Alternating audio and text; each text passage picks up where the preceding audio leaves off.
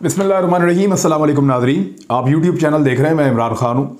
Ukraine और Russia की जंग का 10वां दिन, यानी 9 दिन गुजर गए हैं और ये जदीद दौर की जंग है। इसमें आप जानते हैं कि नुकसान ज़्यादा होता है। बहुत तेज़ी से रशिया आगे बढ़ा है। उसको रोकने के लिए नेटो और यूक्रेन क्या कर सकते हैं, तमाम ऑप्शंस के ऊपर वो अमल कर रहे हैं। जब मगरबी ममालिक रूस के ऊपर पाबंदियाँ लगाते हैं तो फिर रूस भी मगरबी ममालिक के ऊपर पाबंदियाँ लगाता है। कुछ मखसूस हथियारों के इस्तेमाल का इल्ज़ाम लगा है। मुज़ाकरात भी हुए हैं यूक्रेन में और रूस में। कुछ चीज़ें तय पा गई हैं। वो क्या है मैं आपको वो भी बताता हूँ। फ्रांसीसी सदर ने एक पेशन गोई की है और वो पेशन गोई बड़ी खौफनाक है। वो भी आपको बताता हूँ कि नो फ्लाई जोन बनाने का मुतालबा कर रहे हैं यूक्रेन की हुकूमत वाले, अमेरिका से और नेटो से, कि यूक्रेन को नो फ्लाई जोन बनाए। वो क्या होता है, कैसे बनता है और क्या ये बना पाएंगे, एक बड़ा सवाल है। जौहरी प्लांट एक और, वहां पे आग लग गई और पूरी दुनिया में तबाही फैल सकती थी। पूरे के पूरे बड़े आजम को खतरे में डाल दिया था रूस ने, और ये खतरा क्या टल गया है या मौजूद है, ये भी आपको मैं इसी वीलॉग में बताऊंगा। चाइना के हवाले से कि साउथ चाइना सी में वो क्या करने जा रहा है और क्वाड इसके बारे में क्या पेशेंगोई कर रहा है, ये सारी चीजें इसी वीलॉग में। सबसे पहले तो जंग के 10वें दिन की अपडेट के अंदर जो सबसे पहले अपडेट हमने रखी है वो ये है कि अमेरिकी सेनेटर हैं लिंडसे ग्राहम, उन्होंने व्लादिमीर पुतिन के कत्ल का मुतालबा कर दिया है। अमेरिकी नशरियाती इदारे फॉक्स न्यूज़ को इंटरव्यू देते हुए अमेरिकी सेनेटर लिंडसे ग्राहम ने मुतालबा किया कि यूक्रेन पर मॉस्को के हमले के बाद रूस में कोई शख्स सदर व्लादिमीर पुतिन को कत्ल कर दे। अमेरिकी सेनेटर ने कहा कि यह किस तरह खत्म होगा, रूस में इस इकदाम के लिए किसी शख्स को बाहर निकलना होगा। देखिए, अमेरिका माजी में भी रहनुमाओं को मारता रहा है। अमेरिकन खुफिया दस्तावेजात जो हैं, जो मौजूद हैं और डॉक्यूमेंट्स का हिस्सा हैं, जो अमेरिका के नेशनल डॉक्यूमेंट्स हैं, और जब वो लीक हुए और चीज़ें सामने आई तो पता चला कि अमेरिका ने दुनिया के अंदर अहम शख्सियात को कत्ल भी किया है। तो ये कत्ल करने की कोशिश भी कर सकते हैं पुतिन को, अपने मुखालिफिन को, क्योंकि उन्हें यह लगता है कि जो कुछ भी हो रहा है उसके लिए जिम्मेदार इस वक्त पुतिन है। और क्लस्टर बम के इस्तेमाल का इल्ज़ाम भी लगा है, और ये इल्ज़ाम लगा है नेटो के चीफ ने, नेटो के सेक्रेटरी जनरल, और जिनको चीफ भी हम कहते हैं। नेटो के सेक्रेटरी जनरल जेन्स स्टोल्टनबर्ग कहते हैं कि यूक्रेन में रूसी मुदाखलत के बाद ऐसे शवाहिद सामने आए हैं कि रूस ने वहां क्लस्टर बम धमाके किए हैं। क्लस्टर बम जो है वो उनका इस्तेमाल जो है वो आलमी सतह पे मना है, लेकिन ये बम अमेरिका ने भी इस्तेमाल किए हैं, बल्कि उन्होंने मॉब भी इस्तेमाल किया, मदर ऑफ ऑल बम्स। और इसके अलावा थोड़े दिन पहले एक और इल्ज़ाम भी लगा था कि कुछ वैक्यूम बम्स भी इस्तेमाल किए हैं रूस ने, जो गारों के अंदर, कमीन गाँवों के अंदर और टनल्स के अंदर या सुरंगों के अंदर अगर लोग मौजूद हैं तो उनको हलाक करने के लिए या उन पर काबू पाने के लिए उन बमों का इस्तेमाल किया जाता है। रूस और यूक्रेन के दरमियान अमन मुज़ाकरात भी हुए हैं। उन मुज़ाकरात का सिर्फ एक नतीजा निकला है कि कुछ जगहों पर इस जंग के दौरान ये तय पा गया है कि रूस और यूक्रेन की फौजें जो आम शहरी हैं उनको इनखला में मदद देंगी, उनको निकलने देंगी, और ये जंग जारी रहेगी। देखिए, रूस ये जंग जारी इसलिए रखना चाहता है कि वो यूक्रेन की फौजी ताकत को ख़त्म करना चाहता है, और वो ये चाहता है कि यूक्रेन की फौजी ताकत जब ख़त्म हो जाएगी तो नेटो उसके अंदर उसके साथ शामिल क्यों होगा। नेटो जब किसी मुल्क को अपना इत्तेहादी बनाता है तो उसकी फौजी ताकत को अपने मकसद के लिए इस्तेमाल करता है, लेकिन नेटो को रोक देंगे, यूक्रेन की फौजी ताकत को ख़त्म कर देंगे, तो इस तरीके से रशिया के लिए मुस्तकबिल का ख़तरा टल जाएगा। रूस इसलिए ये जंग कर रहा है। वो कहते हैं जब माजी में हिटलर ये सब कुछ कर रहा था तो हमने तवज्जो नहीं दी और फिर हमने उसका खुमियाजा भुगता, जंग हमारे दरवाजे तक आ गई, लेकिन इस मरतबा हम वो गफलत नहीं करेंगे। जंग की जो मशीनें हैं वो लगातार रूस की तरफ बढ़ रही हैं, वो साबित भी होता है। मिसाल के तौर पे मैं आपको याओ लीजान, जो गवर्नमेंट ऑफिशियल हैं चाइना के, बड़े अहम ओहदेदार हैं, उनका एक ट्वीट मैं आपको दिखा देता हूं।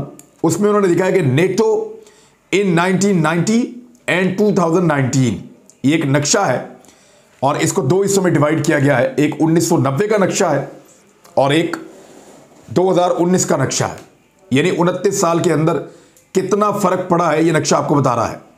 नेटो रेड है जी, ये पहली तस्वीर आप देखें 1990 वाली, यहां पे जो रेड आपको एरियाज नजर आ रहे हैं ये नेटो है, और जो ब्लू एरियाज आपको नजर आ रहे हैं ये रशिया है, सोवियत यूनियन, जिसको आप रशिया कहते हैं। तो एक तरफ सोवियत यूनियन है जहां पे नीला इलाका है और बहुत बड़ा इलाका है, एक तरफ रेड एरिया है, ये नेटो का एरिया है। इसमें तुर्की एक नीचे की तरफ है, फिर इस तरफ बाकी मुल्क हैं, फ्रांस है, जर्मनी है और बहुत सारे मुल्क इसके अंदर शामिल हैं, यूके भी इसके अंदर है। लेकिन ये रेड एरिया पहले कम था, बीच में वाइट एरिया बहुत सारा मौजूद है। अब अगर आप 2019 का यही वाला नक्शा देखें तो आप देखेंगे कि एक्सपेंशन रशिया की नहीं हुई, फैलाव या तोसी रशिया की नहीं हुई, हथियारों को लेकर आगे रशिया नहीं बढ़ा, बल्कि जो नीले इलाके थे बहुत सारे वो खत्म हो गए और वहां पे अब नई स्टेट्स बन गई हैं। 1990 के बाद सोवियत यूनियन टूट गया है और जो नई स्टेट्स बनी हैं उनमें से बेशतर स्टेट्स को अब लाल रंग में दिखाया जा रहा है कि वो शामिल हो चुके हैं नेटो के अंदर। यानी नेटो रशिया के अंदर घुसता चला जा रहा है, आगे बढ़ता चला जा रहा है।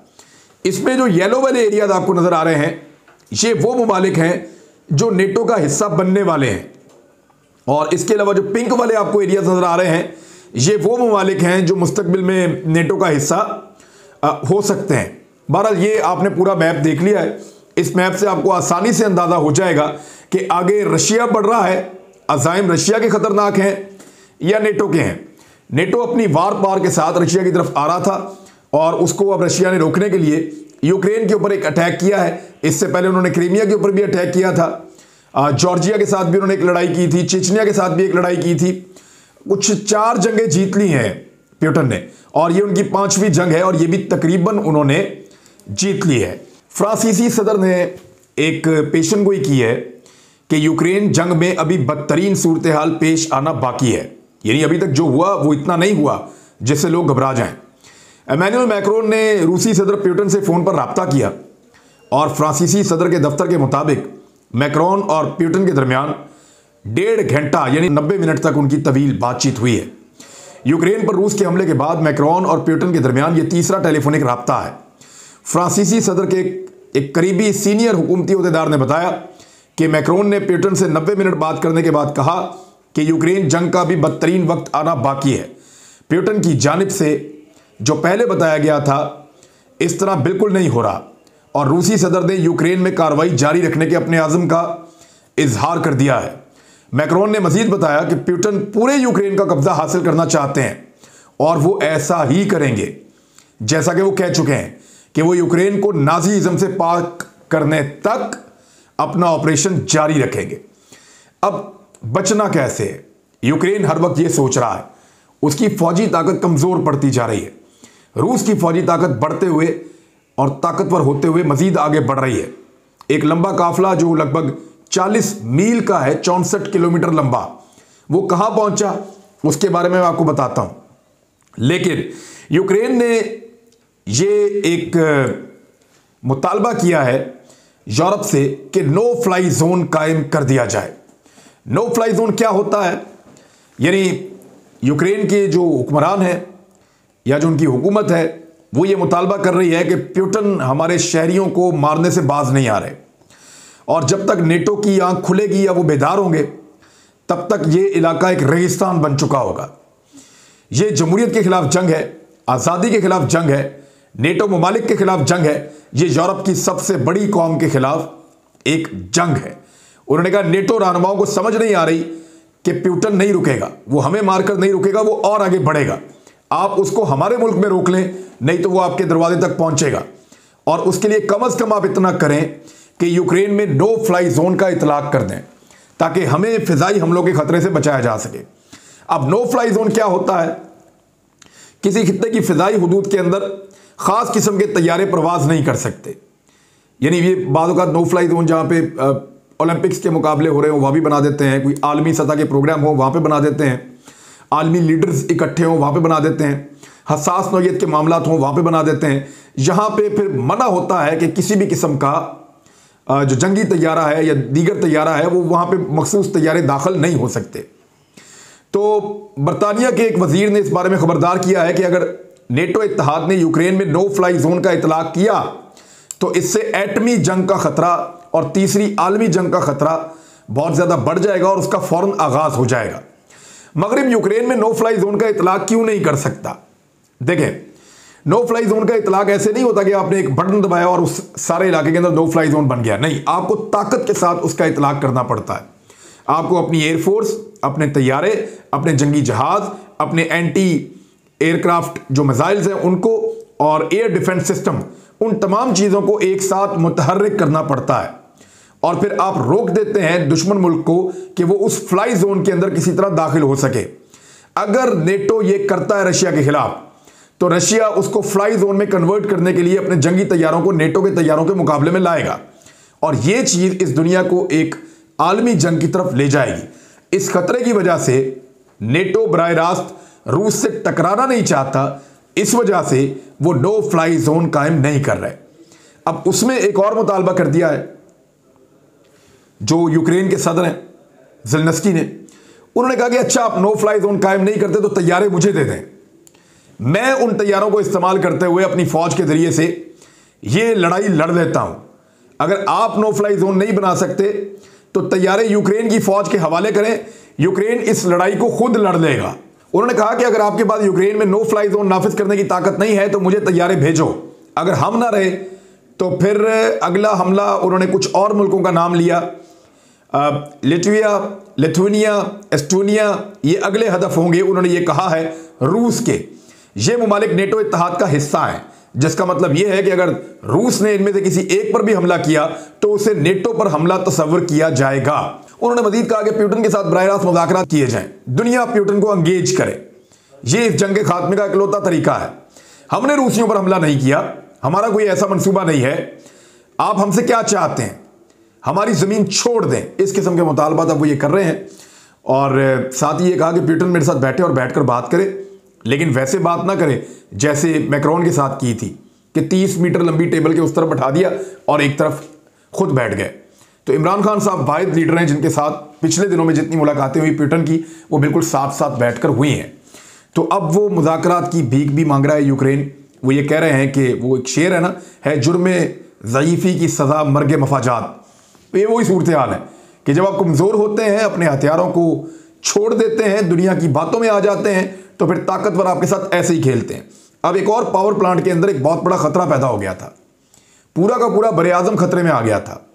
हुआ क्या कि सबसे बड़े जौहरी प्लांट में आग लग गई है। ये ज़ेलेंस्की ने, जो सदर हैं यूक्रेन के, उन्होंने ये अनाउंस किया।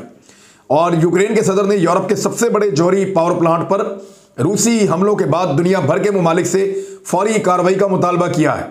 उन्होंने ट्विटर पर पोस्ट करते हुए कहा, एक वीडियो में कहा कि यूरोप के सबसे बड़े जौहरी पावर प्लांट में इस वक्त आग भड़क रही है, और रूसियों पर इल्ज़ाम लगाया कि वो जानबूझकर ज़ैपोरिज़िया प्लांट के 6 रिएक्टरों पर थर्मल इमेजिंग से लेस टैंकों के जरिए से फायरिंग कर रहे हैं। और फिर उन्होंने मिसाल दी कि 1986 में चेरनोबिल में होने वाली तबाही एक बहुत बड़ी तबाही थी, लेकिन अगर ज़ैपोरिज़िया में जो पिघलाव के नताइज निकलते हैं, जिस किस्म की आग वहां पे लगी है, तो इसके नताइज उससे भी ज्यादा बदतर होंगे और पूरा बरे आज़म खतरे में आ जाएगा। उन्होंने इल्तजा की कि यूरोपियों उठो, अपने सियासतदानों को बताओ कि रूसी अफवाज यूक्रेन में जौहरी प्लांट पर हमला कर रही है। रूसी कहते आए हैं कि वो दुनिया को जौहरी या एटमी राख के नीचे दबा देंगे। अब ये एक वार्निंग नहीं बल्कि एक हकीकत है। हुआ यह है कि रूसी फौजें जब आगे बढ़ रही थी तो उन्होंने यूक्रेन के सबसे बड़े, इससे पहले उन्होंने चेरनोबिल पे कब्जा कर लिया था। टोटल 5 वहां पे पावर प्लांट हैं एटमी, जिनमें से एक पे उन्होंने कब्जा कर लिया, दूसरे पे उन्होंने आज कब्जा कर लिया है। जब वो उस पर कब्जा करने आ रहे थे तो बहुत मुजामत का उनको सामना करना पड़ा। फिर रूस ने वहां पे गोलाबारी की, गोलाबारी के नतीजे में उसके एक हिस्से में आग लग गई। प्लांट में आग लगने के बाद जो है वो फौरी तौर पे रेस्क्यू किया गया और कोशिश की गई कि प्लांट के जो रिएक्टर्स हैं वो महफूज रहें। तो इस वक्त सूरत हाल ये है कि प्लांट के रिएक्टर्स तो महफूज हैं और अमेरिका ने इसमें बड़ा कंसर्न शो किया है, और ये कहा जा रहा है कि ये रूसी फौजियों की लापरवाही है जिसकी वजह से एक बहुत बड़ा हादसा या सान्या होते होते बच गया है। जबकि रूसी जो है वो ये कह रहे हैं कि हमने ऐसा कुछ नहीं किया, ये खुद ही इस किस्म की एक्टिविटी कर रहे हैं, हमने तो सिर्फ जाकर उसको अपने कंट्रोल में लिया है। लेकिन ये आग खुद इन्होंने लगाई है ताकि दुनिया की इस तरफ तवज्जो दिलाएं और दुनिया को डराएं और दुनिया को यह कहें कि एटमी रिएक्टर फट सकता था। अमरीकी न्यूक्लियर रिस्पांस टीम को फौरी तौर पे फाल कर दिया गया था। अमरीकी वज़ीर तवानाई, उन्होंने ये ट्वीट किया है कि उन्होंने यूक्रेन के वज़ीर तवानाई से ये जो बहुत बड़ा पावर प्लांट है एटमी, इसमें लगने वाली आग के बारे में बात की है और अमेरिकी न्यूक्लियर इंसिडेंट रिस्पांस टीम को फाल करने का फैसला किया है। अमेरिकी जौहरी हथियारों की निगरानी करने वाले ग्रैन होम ने प्लांट के करीब रूसी फौजियों की कार्रवाई को लापरवाही करार देते हुए कहा कि इस कार्रवाई को फौरी तौर पे बंद किया जाए। लेकिन एक हौसला अफजा बात यह है कि प्लांट के रिएक्टर्स मजबूत कंटेनमेंट के जरिए अब तक महफूज हैं और इस वक्त इन रिएक्टर्स को महफूज तरीके से बंद किया जा रहा है, जबकि रशिया ने बाहर से घेरा डालते हुए पूरे प्लांट को अपने कंट्रोल में भी ले लिया है। तो ये एक बहुत बड़ा खतरा हो सकता था। दूसरी जानब जो क्वाड है, 4 मुल्कों का एक इत्तेहाद, जिसमें जापान है, इंडिया है, ऑस्ट्रेलिया है और अमेरिका है, उन्होंने ये ऐलान किया है कि वो चाइना को ऐसा कुछ नहीं करने देंगे जैसा यूक्रेन में हो रहा है। यानी बड़ी ताकतों को ऐसी मनमानी करने की इजाजत नहीं दी जाएगी। लेकिन जब चाइना ये करेगा तो क्या नेटो की ताकत या क्वाड की ताकत बराह रास्त चाइना से टकराएगी? अगर वो ताइवान की तरफ बढ़ता है तो रशिया वाला जो इंसिडेंट है या रशिया वाले जो मामलात हैं वो तो ये बता रहे हैं कि नेटो बराह रास्त इन 2 बड़े मुल्कों से टक्कर देने के मूड में फिलहाल नहीं है। बहरहाल देखते हैं, नजर रखते हैं। अब तक के लिए इतनी, अपना ख्याल रखिएगा, अपने इस चैनल का भी। अल्लाह हाफिज।